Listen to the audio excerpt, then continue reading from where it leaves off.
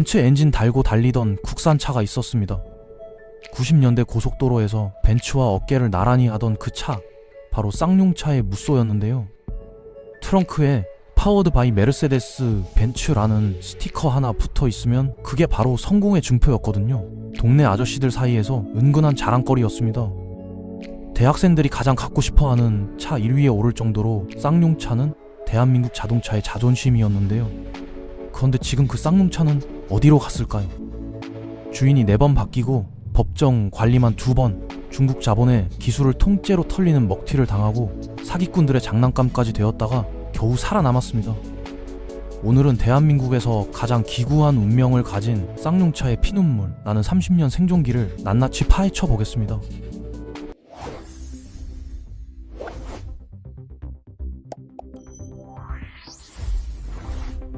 쌍용차의 황금기를 이해하려면 90년대 초반으로 거슬러 올라가야 하는데요. 당시 쌍용그룹을 이끌던 김석원 회장은 자동차에 미친 사람이었습니다.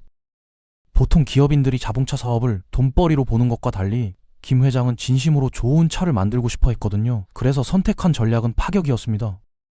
세계 최고의 기술력을 자랑하는 독일 메르세데스 벤츠와 손을 잡은 건데요. 당시로서는 상상하기 힘든 결정이었죠. 국산차에 벤츠 엔진을 넣다니요. 1993년 기술 제휴를 맺었을 때 업계에서는 저게 되겠어? 하는 반응이 대부분이었는데요. 하지만 김석원 회장은 끝까지 밀어붙였습니다. 그 결과 벤츠의 심장을 이식받은 무쏘와 뉴 코란도가 세상에 나왔고요. 시장의 반응은 그야말로 폭발적이었습니다. 무쏘는 이름 자체가 코뿔소라는 뜻인데요. 이름처럼 튼튼함과 강인함의 상징이 되었거든요. 험한 산길을 거침없이 달리는 모습에 남자들이 반했죠. 무쏘의 ON600E 디젤 엔진은 벤츠 E클래스에 들어가는 것과 똑같은 엔진이었는데요. 국산차 가격에 벤츠 성능을 누릴 수 있으니 안 살 이유가 없죠. 코란도는 코리안 캔캔두라는 의미를 담아 젊은 세대의 열망을 대변했는데요. 도심에서도 어울리는 세련된 디자인으로 SUV의 새로운 장을 열었습니다. 현대차가 갤로퍼로 맞불을 놨지만 기술력과 감성에서 쌍용차가 한 발 앞섰거든요. 90년대 중반에는 연간 10만 대 이상을 팔며 SUV 2위를 지켰습니다. 하지만 1997년 IMF 외환 위기가 터지면서 모든 것이 무너지기 시작했거든요. 아무리 차가 좋아도 경제 전체가 무너지면 어쩔 수 없는 거였습니다. 모기업인 쌍용그룹 자체가 해체 수순을 밟게 되었는데요. 쌍용차는 하루아침에 고아 신세가 되어버렸죠. 새 주인을 찾아야만 생존할 수 있었습니다. 결국 1998년 대우그룹이 인수했지만 대우 엠블럼을 단 무쏘라니 팬들에게는 굴욕이었거든요. 설상가상으로 대우그룹마저 1999년에 부도가 났습니다. 쌍용차는 다시 주인 없이 떠도는 신세가 되었고요. 채권단 관리 아래에서 새로운 인수자를 기다려야 했습니다. 암울한 시간의 연속이었죠. 그리고 2004년 운명처럼 찾아온 새 주인이 있었는데요. 바로 중국의 상하이 자동차였습니다. 중국 최대의 국영 자동차 기업이었죠. 처음에는 희망적인 신호로 받아들여졌거든요. 거대한 중국 자본이 들어오면 쌍용차가 다시 날개를 펼 수 있을 거라고 모두가 기대했습니다. 상하이차는 인수 당시 1조 원 투자에 고용 100% 승계까지 약속했거든요. 하지만 이때부터 쌍용차 역사상 가장 암울한 시기가 시작됩니다. 상하이차의 약속들은 처음부터 새빨간 거짓이었거든요. 진짜 목적은 쌍용차를 성장시키는 게 아니라 수십 년간 쌓아온 기술을 빼먹는 것이었습니다. 당시 중국 자동차 산업은 겉모양만 만들 줄 알았지 엔진이나 변속기 같은 핵심 기술은 없었는데요. 쌍용차는 그들에게 완벽한 먹잇감이었던 겁니다. 상하이차가 노린 건 쌍용차의 SUV 플랫폼 기술과 하이브리드 개발 역량이었거든요. 이걸 빼가면 중국에서 직접 SUV를 만들 수 있으니까요. 기술 탈취는 조직적으로 진행되었는데요. 상하이차는 쌍용차 연구소 전산망을 중국 본사와 직접 연결해서 모든 데이터를 실시간으로 빼갔습니다. 쌍용차 엔지니어들이 수십 년간 피땀 흘려 개발한 기술이 고스란히 도둑맞은 거죠. 나중에 이 사실이 밝혀지면서 엄청난 논란이 일었습니다. 기술을 다 빼먹었다 싶으니 상하이차가 어떻게 했는지 아십니까?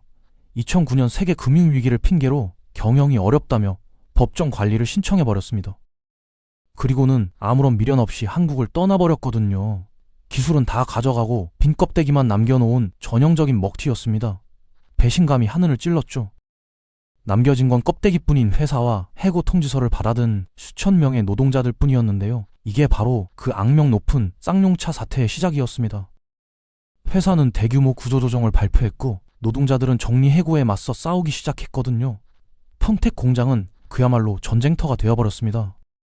77일간의 옥상 농성, 경찰 특공대 투입, 헬기에서 뿌려지는 최루액까지 대한민국 노동 역사에서 가장 참혹한 장면들이 펼쳐졌는데요. 이 과정에서 수많은 사람들이 다치고 트라우마를 입었거든요. 해고 노동자들과 가족들 중 30명 이상이 스스로 목숨을 끊는 비극이 이어졌습니다. 쌍용차 사태는 단순한 노사 분규가 아니라 먹튀 자본에 희생된 노동자들의 처절한 생존 투쟁이었거든요. 지금도 가슴 아픈 역사로 남아 있습니다. 상하이차는 훔쳐간 기술로 중국에서 로이라는 SUV를 출시했는데요. 쌍용차 렉스턴과 쏙 빼닮은 이 차가 중국에서 날개 돋친 듯 팔렸습니다. 모두가 쌍용차의 종말을 예상하던 2011년 뜻밖의 구원투수가 나타났는데요. 인도의 마힌드라 그룹이 손을 내민 겁니다. 다들 반신반의했습니다. 상하이차 트라우마가 워낙 컸기 때문에 또 먹튀하는 거 아니야? 라는 의심의 눈초리가 가득했거든요. 쉽게 믿을 수 없는 상황이었습니다. 다행히 마힌드라는 상하이차 같은 양아치 짓은 하지 않았고요. 약속대로 투자를 집행하면서 쌍용차 정상화에 나섰습니다. 조금씩 희망이 보였죠. 그 결과 2015년 모두의 예상을 뛰어넘는 기적 같은 차가 탄생하는데요. 바로 티볼리였습니다. 이 차가 쌍용차의 운명을 바꿔놓게 됩니다. 티볼리는 기존 쌍용차의 우락부락한 남성적 이미지를 완전히 벗어던졌거든요. 작고 세련된 디자인으로 도시명 SUV의 새로운 기준을 제시했습니다. 특히 여성 운전자들을 사로잡은 게 주요했는데요. 기존에 SUV를 기피하던 여성들이 이건 예쁘다며 줄을 섰거든요. 완전히 새로운 시장을 열었습니다. 티볼리는 출시 첫 해에만 5만 대 넘게 팔리면서 대박을 터뜨렸고요. 소형 SUV 붐의 선두주자가 되어 경쟁사들까지 따라오게 만들었습니다. 쌍용차는 적자의 늪에서 벗어나 흑자 전환에 성공했거든요. 평택 공장에 다시 희망의 불이 켜졌습니다. 부활의 스토리가 완성되는 것 같았죠. 하지만 여기서 또 문제가 터지는데요. 쌍용차의 고질병인 후속타 부족이 발목을 잡기 시작한 겁니다. 티볼리 이후가 없었습니다. 티볼리 하나로 5년, 6년을 버티다 보니 경쟁사들이 가만히 있을 리가 없었거든요. 현대 코나, 기아 셀토스, 쉐보레 트렉스가 쏟아져 나왔습니다. 이 차들이 시장에 쏟아지자 티볼리는 순식간에 구닥다리가 되어버렸는데요. 신차 효과가 사라지니 판매량도 급격히 떨어지기 시작했습니다. 후속작으로 야심차게 내놓은 지사 렉스턴은 기대에 한참 못 미쳤거든요. 대형 SUV 시장 자체가 축소되는 바람에 타이밍도 안 맞았습니다. 결국 2020년 코로나 팬데믹까지 겹치면서 마힌드라조차 더 이상은 못하겠다며 쌍용차에서 손을 떼버렸거든요. 또다시 고아 신세가 된 겁니다. 그런데 이때 정말 황당하고 어이없는 일이 벌어지는데요. 주인 없이 떠도는 쌍용차를 인수하겠다며 에디슨 모터스라는 회사가 나타난 겁니다. 에디슨 모터스가 뭐냐면 전기버스 몇 대 만드는 중소기업인데요. 연매출 수백억 원짜리 회사가 수조 원 규모의 완성차 업체를 사겠다고 덤빈 거죠. 에디슨 모터스 측은 전기차 시대를 함께 열겠다며 온갖 장밋빛 청사진을 내놨는데요.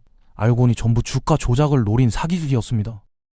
인수 발표 직후 주가가 폭등했거든요. 대표는 나중에 사기 혐의로 구속되었고 인수는 무산되었습니다. 쌍용차는 사기꾼들의 놀잇감으로 전락했죠.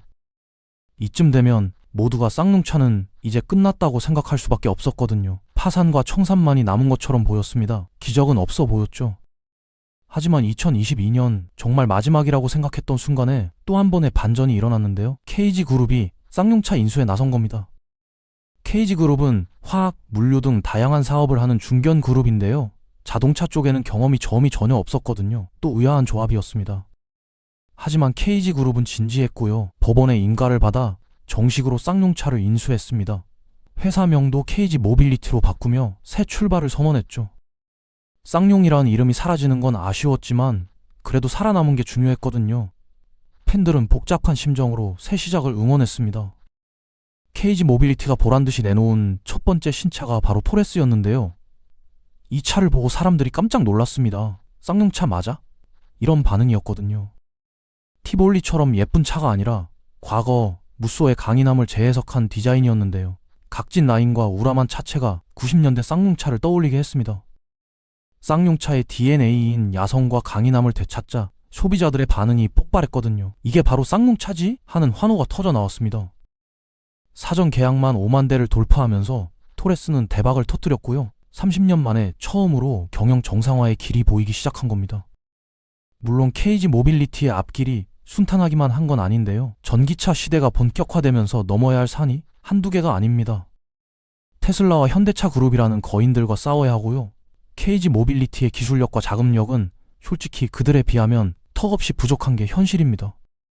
특히 전기차 배터리를 중국 BYD에서 가져다 쓰는 부분에서는 우려의 목소리가 큰데요. 과거 상하이차 트라우마 때문에 예민해질 수밖에 없거든요.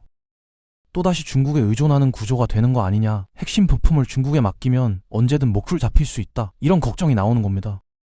하지만 쌍용차, 아니 이제는 KG 모빌리티에게는 다른 회사가 절대로 흉내낼 수 없는 특별한 자산이 하나 있는데요. 바로 팬심입니다. 온갖 핑파와 위기 속에서도 쌍용차만큼은 망하면 안 된다며 응원해준 충성스러운 소비자들이 있거든요. 이건 돈으로 살 수 없는 자산입니다. 벤츠 엔진을 달고 고속도로를 호령하던 무쏘의 추억, 험한 산길을 거침없이 달리던 코란도의 강인함, 이런 기억들이 사람들 마음속에 살아 있습니다. 먹튀 자본에 맞서 평택 공장을 지키려던 노동자들의 눈물도 있고요. 쓰러질 때마다 다시 일어난 끈기가 쌍용차를 자동차 회사 이상으로 만들었습니다. 쌍용차는 어느새 대한민국 자동차 역사에 살아있는 전설이자 위기 극복의 상징이 되어버린 거죠. 그래서 사람들이 응원하는 겁니다. 주인이 4번 바뀌며 찢기고 상처 입고 배신당했지만 평택 공장 굴뚝에서는 연기가 피오르고 있는데요. 이건 기적이라 불러도 될 것 같습니다. 좀비처럼 살아남은 이 회사가 전기차 시대에도 기적을 이어갈 수 있을까요? 아니면 내연기관과 함께 역사 속으로 사라지는 마지막 추억이 될까요? 토레스의 성공이 반짝 효과로 끝날지 진짜 부활의 신호탄이 될지는 앞으로 몇 년이 지나봐야 알 수 있겠죠. 아직은 판단하기 이릅니다. 분명한 건 쌍용차의 생존 본능 하나만큼은 그 어떤 자동차 회사보다, 아니 벤츠보다도 강력하다는 사실인데요. 이건 누구도 부정할 수 없습니다. 앞으로 KG 모빌리티가 어떤 행보를 보여줄지 팬들은 또다시 조마조마한 마음으로 지켜보고 있습니다. 제발 이번엔 해피엔딩이길 바라면서요.